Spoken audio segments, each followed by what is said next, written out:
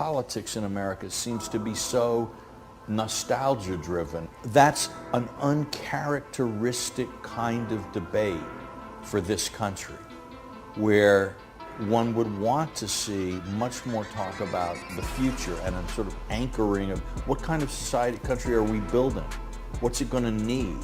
Where do we want to go, and what do we have to do to get from here to there? Now, I actually think in practice, this is going to involve taking some more ideas of the, quote, conservative playbook than of the, quote, liberal playbook in contemporary parlance. But I actually think it's also going to require some ideas that nobody's had.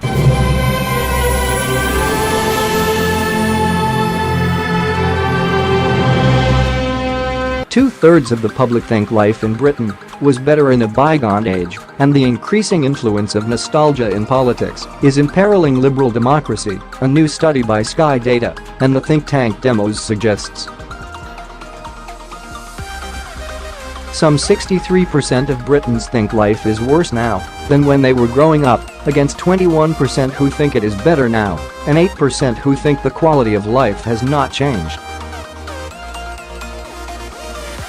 That includes a clear majority of Britons in every age group. Perhaps surprisingly, young people were most likely to think life in Britain was better when they were growing up, 69% among those aged 18-34, against 59% of 35-54s and 61% of people aged 55 and over.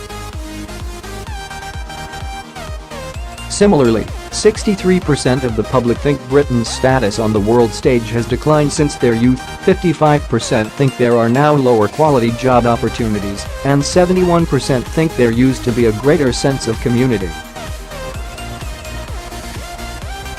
Britons are divided as to whether immigration has been good, 36%, or bad, 40%, for the communities in which they have settled, with stark differences across political divides.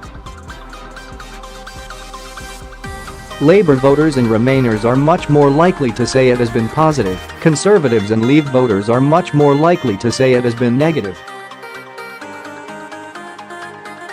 But the public is united in thinking immigration has divided the communities they settled in. 71% say immigration has caused greater division, including a clear majority across every demographic and across the political spectrum.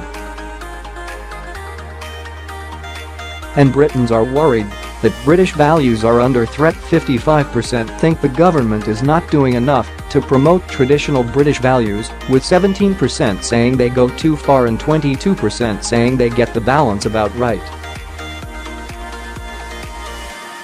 Conservative voters are among the strongest critics of their own government on this measure. Some 66% think they have not done enough to promote British values. Demos also conducted qualitative research across Britain, France, and Germany, which found many citizens of each country have been alienated by profound social, economic, and cultural changes and attracted towards nostalgic political messages as a result. Demos report warns that the cost of mainstream politicians failing to respond to these developments may well be our societies becoming more exclusionary and less communal, underpinned by a more desperate, dangerous form of social competition. In short, the imperiling of our liberal democracies. Nostalgia, and I say this without irony, is making a comeback. In fact, it's become dominant in public culture. From the Star Wars sequels to Pokemon Go to Friends being among the most streamed shows on Netflix, a person could be forgiven for forgetting it isn't the 90s anymore. What's fueling this nostalgic turn, and how are some working to harness its power? Let's ask. In Montreal, Quebec via Skype, Katharina Niemeyer. She is a professor of media theory at the University of Quebec in Montreal. And here in our studio, Ed Conroy, founder of Retro Ontario, an online archival museum of Ontario-based culture. And Angus Tucker is here. He's Chief Creative Officer with John Street Advertising, and we are delighted to welcome you two here to our studio at Yonge and Eglinton. And Katharina, it's nice to have you on the line from La Belle Province. I want to, Ed, get us started here. Why does nostalgia seem to be having such a moment right now? Well, the unsexy answer is that it's strictly economics. It costs so much money now to make a film, to make a television series, that the producers and the bean counters want to guarantee that there will be a return on their investment. And so by using the power of nostalgia, you can pretty much guarantee that a certain segment of the audience will show up. So whether it's a sequel or a reboot, they know there's a built-in audience. So it's not great for people looking for original content, but it's great for people who like to relive the content of their youth. Well, that's it, Katerina. It presupposes that there's something about, if it's music, the soundtrack of our life from earlier times, if it's movies, those movies we grew up with, it presupposes there's something about reconnecting with all of that we like. What is that?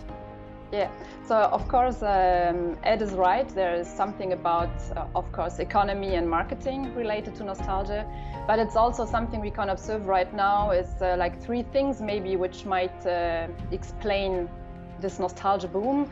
It's like the social acceleration of time we are now like experiencing at some point with the World Wide Web going faster, our communication technologies. So nostalgia is also a way to slow down our everyday life.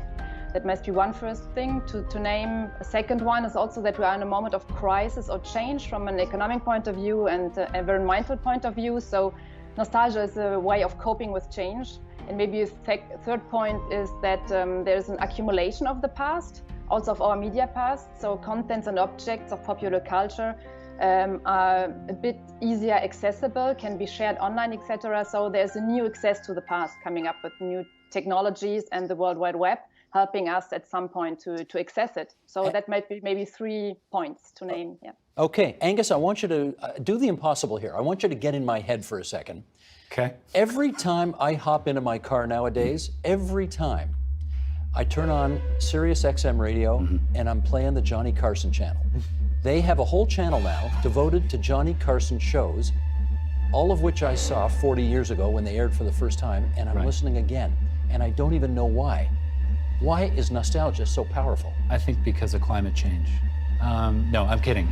Not actually climate change, but I think, as Katerina was saying, one of her points was we're living in an age of anxiety right now. People are freaked out about climate change. There you go. Politics is a bit nutty right now, whether it's Brexit or Trump or whomever it happens to be. The economy isn't. There's a great deal of uncertainty, I think, going on in our country and around the world. And nostalgia is comforting. It's something that we have just by definition been through. We survived it. We made it. And maybe the bad parts of that actual experience have lessened over time, and we now look at it through rose-colored glasses. So I think one of the reasons it's having its moment is it's nerve-wracking just waking up on Wednesday morning. And I can be 16 again when I listen to Johnny Carson. And you can tell your kids there was actually a guy that people would watch at 11 or what time it was? 11:30. Yeah, there you go. Yeah. And he was great. He was. And he did it for 30 years. He did. And that's why I'm still listening. Where shall I start? I'm probably not delivering the shocking new information if I'm saying that we are living in the age of multiple crises and risky times.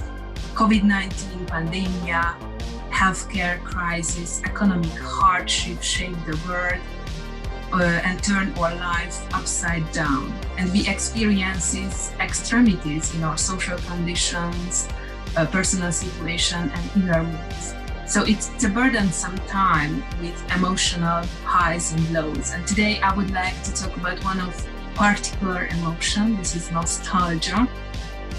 And it is extremely relevant in this crisis context because with the difficulties of the present moment and the uncertain future ahead of us, the past has never looked better, some say. And it is even argued that societal pessimism is increasing amongst the voters all over Europe. Studies in psychology show that when people feel anxious or challenged in life, they recall happy memories. Why? To comfort themselves. Of course, we don't have the ability to physically travel back to the ages of what we prefer, but some mental time travel to the imagined good old times is absolutely possible. So nostalgia can be considered as a coping strategy for millions in uncomfortable times and uncertain situations. Yeah, it's hard to tell whether nostalgia is a good thing or a bad thing, or the sentimental longing for the past is a desirable or a harmful phenomenon. Some theorists tend to think that nostalgia is a pathological state of mind, leading to depression or preventing the individuals or the collective from making progresses. Other researchers show that feeling nostalgic sometimes inspire, motivate people to overcome difficulties and mobilize inner strength by increasing self-esteem. And it can be relevant for a group of people. It can be relevant for a collective, for uplifting the collective mood. Nostalgia also has a visionary aspect, despite it being oriented in the past rather than the future. Nostalgia provides something to people to cling on to and promises to restore the glory of the past days, so to speak. But you know what's kind of sad? That when the economy's down, it sometimes hurts the president's approval ratings. Yeah, his must be really low by now, governed by this economy. I mean, they're probably so low, he might actually have to have an affair just to boost them.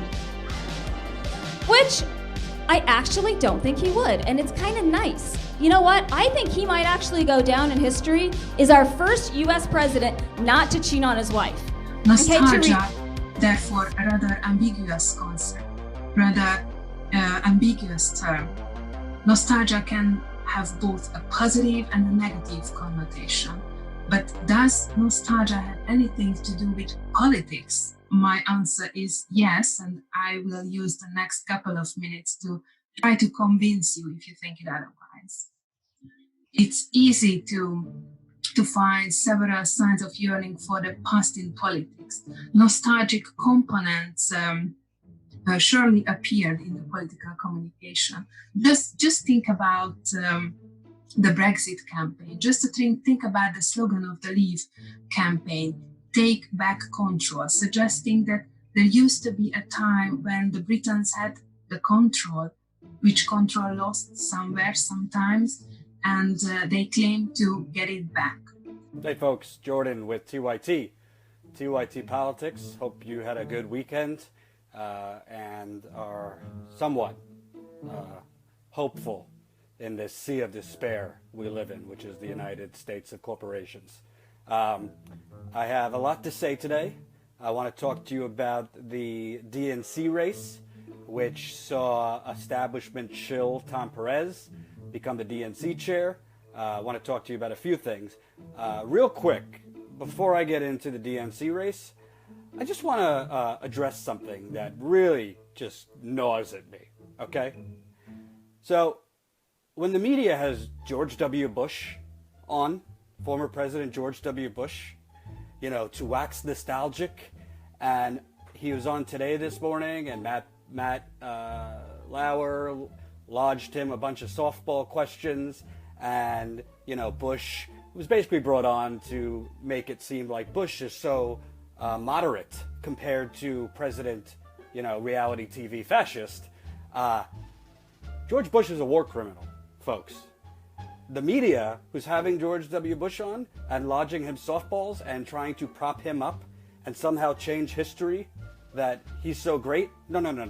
Compared to Trump, George W. Bush sent us to war and killed over 4,000 U.S. soldiers, nearly 100,000 civilians in Iraq.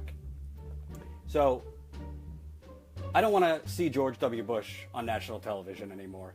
I don't want to see these media puff pieces about, oh, you know, the Democrats really, you know, don't they miss the days of George W. Bush? I don't miss the days of George W. Bush. You know, when the economy tanked, when we went to two wars and gave huge tax breaks to billionaires and put it all on the credit card, and the economy collapsed, and cut environmental regulations and cut financial regulations. Yeah, no. George W. Bush, not a good guy, not a good president. Probably will go down one of the worst presidents. Yet, the media has him on as a comparison to President Trump. Oh, don't you miss the days of George Bush? He was for comprehensive immigration. He was for comprehensive immigration. And the funny part is, the media asked Bush on Today about what Bush thinks about the media, since President Trump is at war with the media. I consider the media to be indispensable to democracy. That we need an independent media to hold people like me to account. I mean, power can be very addictive, and it can be corrosive, and it's important for the media to call to account people who abuse their power, whether it be here or elsewhere. One of the things I spent a lot of time doing was trying to convince a person like Vladimir Putin, for example, to accept the notion of an independent press. Right. And it's kind of hard to tell others to have an independent free press when we're not willing to have one ourselves. Yeah, of course you do, because the media helped sell your fake war. All these outlets that are having George W. Bush on now to make him look like he's somewhat more conservative, somewhat reasonable and better than Donald Trump. Yeah, of course George W. Bush thinks the media is an indispensable arm of democracy, because, without critical thinking, any investigation, they just pushed his war. So I just had to get that out of the way. I'm going to get to the Democrats, but we cannot let George W. Bush go on national television, aided by NBC, these other people who are now making him. Let's not. I think one of the big problems with American public in general is amnesia. What George W. Bush, it cannot be forgotten what he did. Okay, it was just 8 years ago. First, I think he really does love Michelle. I do. I think that's real. I've seen it. Second, she would just mess him up. That woman would not take that. She's tough. You've seen those arms? I mean, you just know he probably tries to get all presidential with her when they're alone, and she probably just shoots him right down. Couldn't you just see it? He wakes her up in the middle of the night. Hey, baby, how would you like to bang the leader of the free world? She's like, why? Is he here? How about you go play checkers with the Secret Service again and let me go back to sleep? Okay, Mr. President. You know what? I actually supported Hillary when she first ran for president. You remember that? Yeah, a long time ago. But, she might be running again in 2016. We don't know. Yeah, I really want her to win. You know why? I wanted her to become president and then have an affair with an intern in the Oval Office. Remember Donald Trump's discursive trademark, "Make America Great Again," proposing that there was a time when America was great and such greatness lost, and Trump claimed that he can or he could bring that greatness back in this present time of the United States.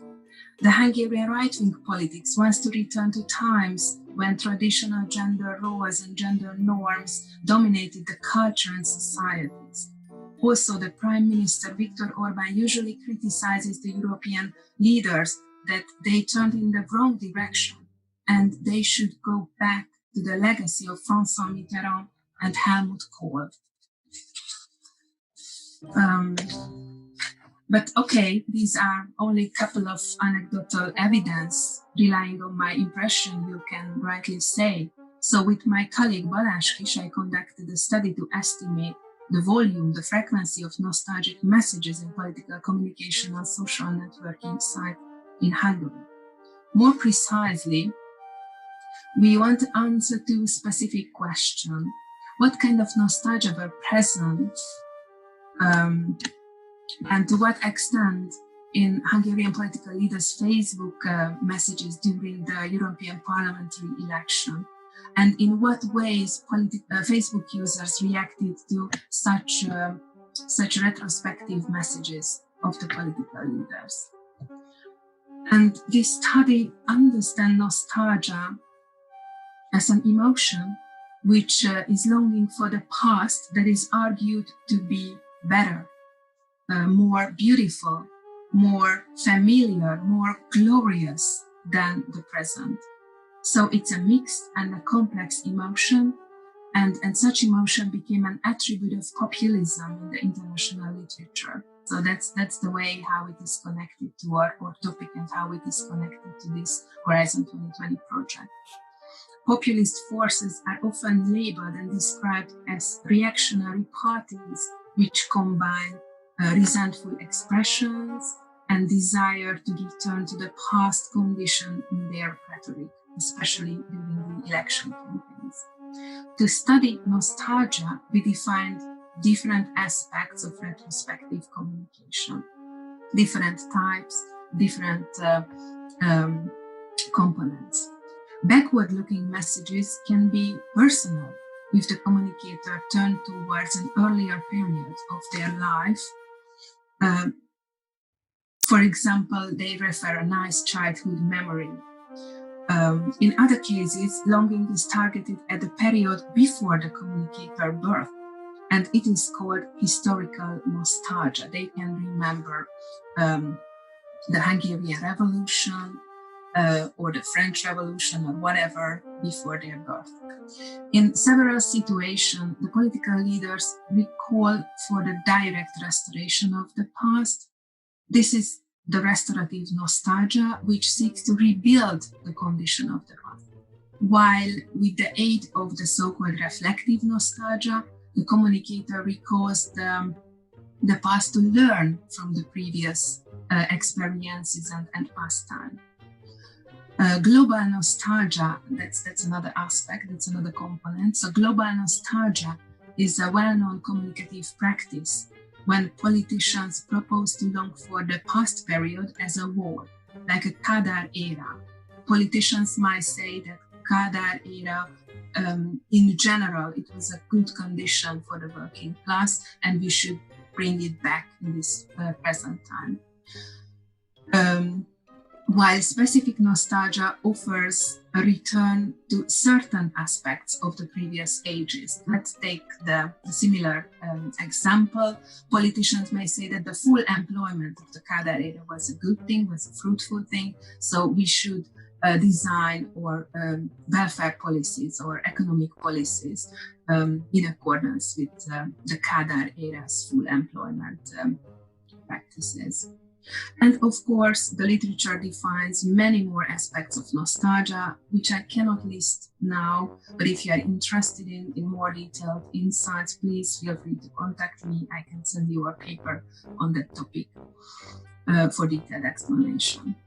But to explain how it is working in a real life situation, how these coding category work in our analysis, let me take an example of László Toroczkai. László Toroczkai is a leader of a far-right party called Mi Hazánk, or Homeland. That's a minor party with 3 members of the parliament, which gives the party and the leaders some nationwide visibility. And László Toroczkai himself is a mayor of a small village near the Serbian border called Ásóthalom, and he is in the picture you can see on the slide. László Toroczkai is famous for his law and order stances and being extremely harsh on petty crimes like shoplifting and offenses of damages. And on the slide, you can see a picture and a quotation from the Facebook page of László Toroczkai, which was posted on the occasion of erecting a pillory. And you probably recognize that there is a pillory behind the politicians in the picture. And pillory is a medieval punishment device. And László Toroczkai placed a replica of that pillory in the center of the small village he ruled last year. It happened last year. And this message clearly shows some nostalgic components, since László Toroczkai claims visually and verbally that punishment in the past ages worked far better than as it is now, and it should be remembered positively, and it should be restored. Katerina, where does the term nostalgia come from in the first place? Well, I will try to be short. Historically, it's from the 17th century, 1688 actually. It was Johannes Hofer, a Swiss doctor, who invented the notion. It's from Greek origin, of course. It means nostos, nostos and algia. So nostos going home and algia is suffering. And it means basically homesickness, and described actually, yes, the homesickness of the Swiss mercenaries who had to leave their country. So it comes from there, and it got out of the medical discourse by the beginning of the 20th century because it was too much confused with melancholia and also depression. And then it got more and more into popular culture in the 20th century with a quite negative connotation, to make it very short. Yeah. Interesting. Ed, what triggers it in you? Well, I mean, I think there's a number of trigger items. I think music and sounds are amongst the most triggering. You know, you were saying you get in your car, you can hear a song that you maybe haven't heard for 25 years, and you're magically transported back to that moment. And that can be certainly overpowering. I think the sense of smell, you know, I don't know if you ever go in used bookstores, but there's sort of a smell of history in there, which is quite amazing. And then the seasons. I mean, people talk about the autumn being, for whatever reason, this very triggering season where we sense change. You know, it's happening literally, but we're also feeling very nostalgic about going back to school or Halloween or any of those things. We had joy, we had fun, we had seasons in the sun. That's right. You know what I'm referring to there? Of course. You do, Sure. Okay. Sure. Yes. You do too? Yeah, Terry Jacks. Terry Jacks, good for you, yeah. Massive. Now that song's, how old was that song? That's 40. Early 70s? Gotta be, exactly, I Early was gonna say 71, 40, something like 45 that. years old. Yeah. Yeah, oh boy. Okay, how is it, Katharina, help us with this. How do you see it playing out in popular culture today? Well, I would like to go back what Ed was saying because it's a direct link to popular culture actually, because the Swiss mercenaries who were sick, they could be healed like with media and communication tools because music from their home country or the accent of their language helped them actually to reconnect at distance. So this is exactly the point. Media and communication are tools for healing nostalgia at some point or coping with change and the social acceleration and anxiety. And this is actually shown currently in psychological research or in communication media studies. And popular culture, of course, the objects, well, the smell, the materiality, the songs, the music, every kind of these things, yeah, are quite close to what nostalgia basically is and what could be healed with. So the current popular culture boom, I think, related around nostalgia is also what I have said in the beginning, that there's an accumulation of the past which becomes accessible. Our media past, you can be nostalgic for it, but also the media industries themselves. And popular culture is something out of everyday life, the moments we share with family, with friends, etc. So there's a big place for popular culture in our everyday life, and so also for the nostalgia which can be related to it. Angus, how do you figure that the TV show Friends, which was on 20 plus years ago, has made a massive comeback with a whole new generation? It's an interesting question, but I think it largely has to, I think the internet has an enormous effect on that. You no longer have to have lived through an era to experience it. Huh. You can go back and watch the entire, 8 seasons of Friends on a weekend if you don't sleep and you just really commit to it. It's a lot of shows. Yeah, and so I think just the availability of all those different eras is your fingertips away. I think the second reason is that, oh my God, I forgot what the reason was, and it was so good. I totally forgot it. It'll come right, yeah, no, I know. Okay. It's this a partner of mine. He just calls it age fluidity, which I thought was a nice sort of soundbite, which is why I forgot it. But he just said that it used to be the ages that you lived through, they were much more defined, and once you got to a certain age, you no longer did a certain thing.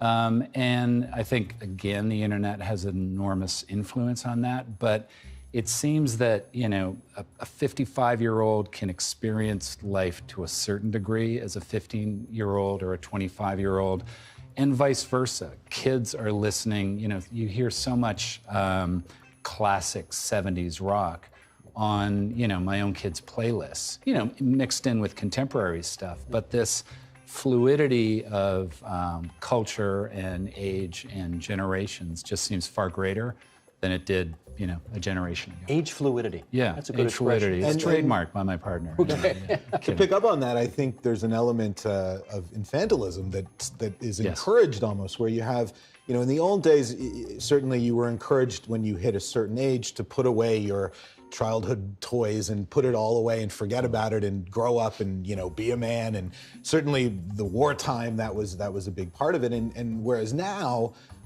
you see these sort of men in their 50s wearing their Star Wars pajamas, and they don't care. You know, it's who they are. They're celebrating it, and I think that's great. Yeah. I have to say, you have a website that is both seriously fabulous and seriously nerdy.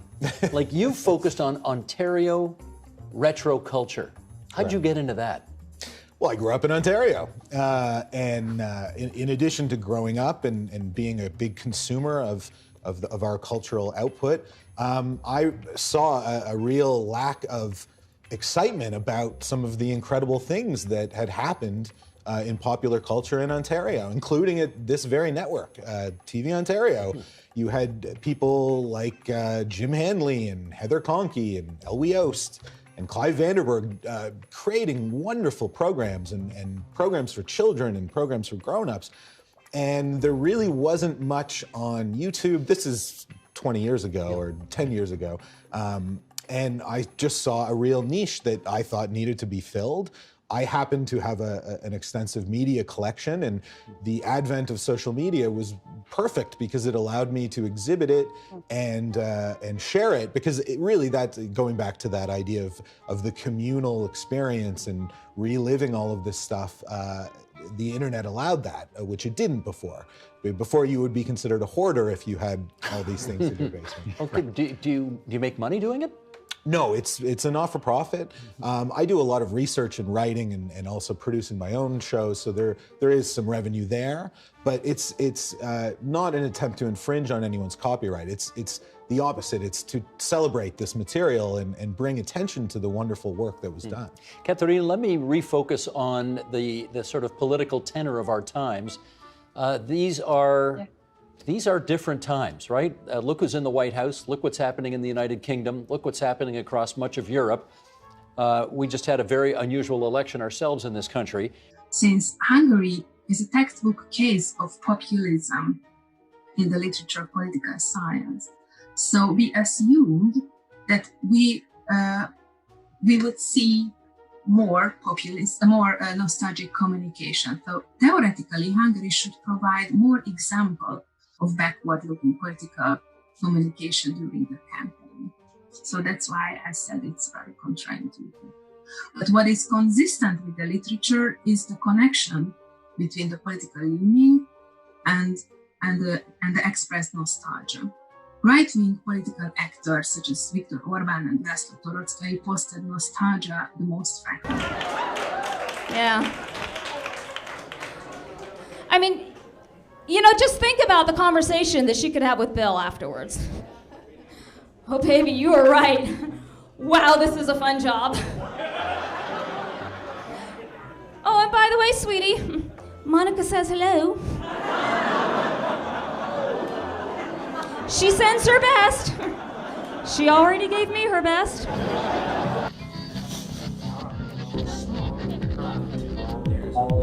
Hey guys, this is Tommy with Tommy Nation Politics. How's everyone doing today? Tommy Nation Politics.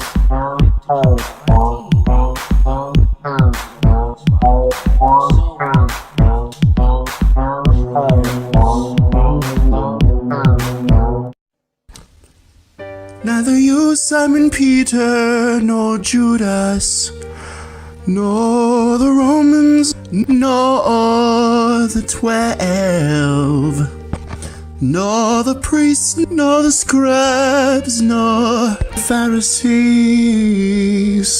nor poor Jerusalem itself understand what power is, understand what glory is, understand at all, understand at all. If you knew all that I knew, poor Jerusalem, believe me guys, but only close your eyes. You'd only close your eyes. In your life, troubles are many. Poor Jerusalem. To conquer death, you only have to die. You only have to die.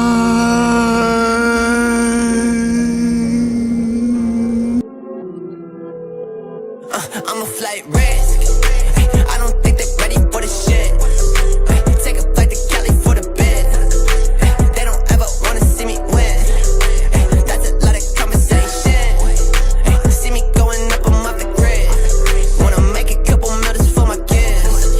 Always walking to the money, never slid. Only telling all the truth, I never fit. All the same, all the same, all the same. Spend some money, do some shit for the fame. Got a body with me, I don't know my name. Switch gears, go sky in the rain. Hit the brakes. I don't ever wanna see the face. I'm from Canada and not the States. Said I'm working way too hard, I need a break. Bitch, I'm like a boat, I'm like the way. I need to slow down, that's just what they say, shit. I'm on a road now, Santa's making lists, bitch. These what they want, see, but they don't ever say shit. Back to the basics, you gotta keep your patience. Risk. I don't think they're ready for the shit. Take a flight to Cali for the bid. They don't ever wanna see me win. That's a lot of conversation. See me going up, I'm off the grid. Wanna make a couple millions for my kids. Always walking to the money, never slid. Only telling all the truth, I never fit. Be careful what you say, cause you on a fine line. Yeah, we going quick, moving like a timeline. Yeah, I got a lot of enemies that try to take control of me. So I put it in the past so they won't notice me, shit. That ain't doing shit. Got a lot of people who always gotta switch. Make a bit of money, but I ain't close to rich. Gotta catch a flight, but they say that I'm a risk, yeah.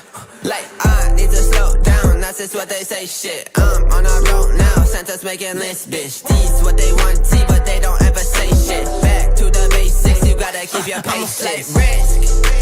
I don't think they're ready for the shit.